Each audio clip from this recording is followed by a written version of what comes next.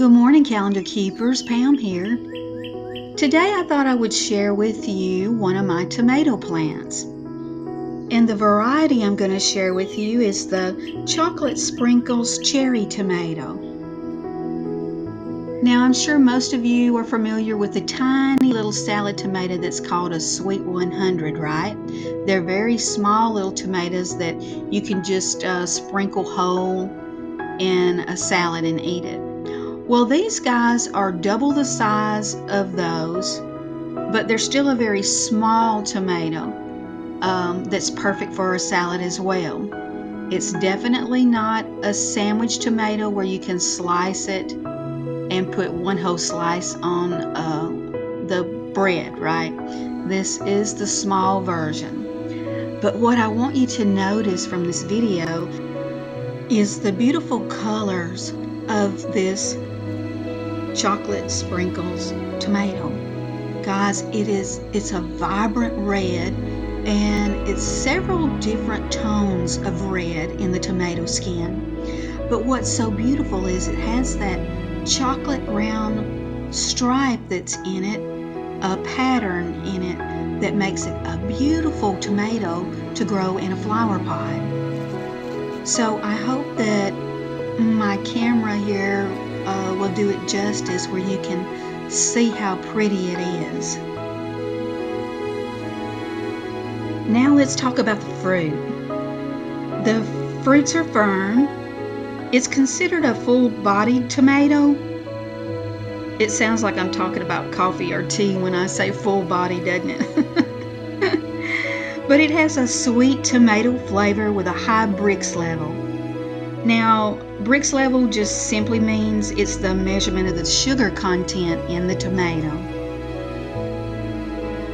Now, this tomato is an indeterminate tomato. When you buy a plant from the store, you can look on the label and see if it's a determinate or an indeterminate. And it will continue to produce really high yields of fruit all the way up until frost. At least that's my experience with this variety. Oh yeah, guys.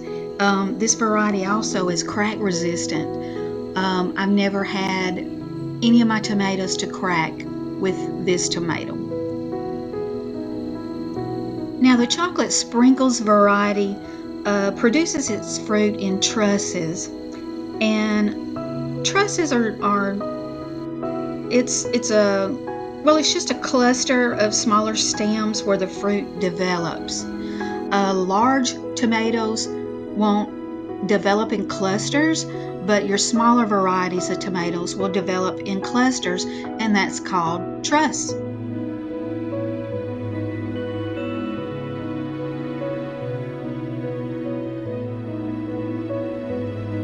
Now, as you can see from the video, this tomato is producing many tomatoes on the vine, right? So I'm not going to have any problem at all with not having enough tomatoes. This plant is just going to go and go and go. Now let me give you some information about this plant if you're interested in growing this one.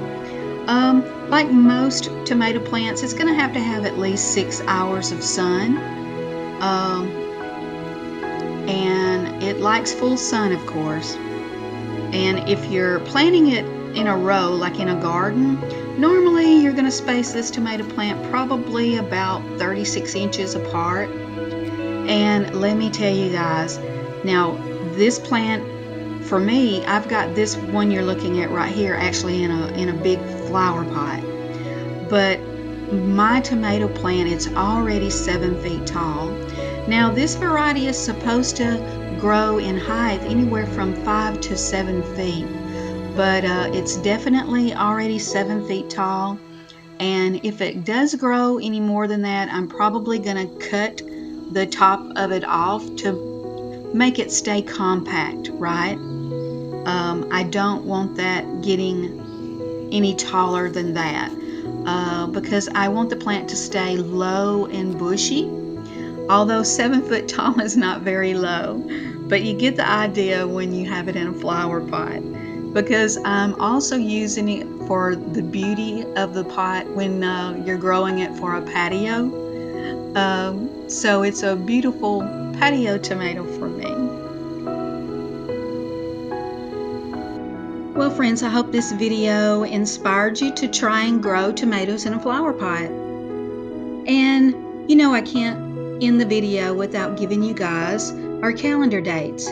So from my research, I know that we have at least 3 tomato holidays in our calendar. So mark those calendars ahead, because National Tomato Day is celebrated every June 1st. National Tomato Month is celebrated every October, and National Fresh Tomato Day is celebrated every April the 6th.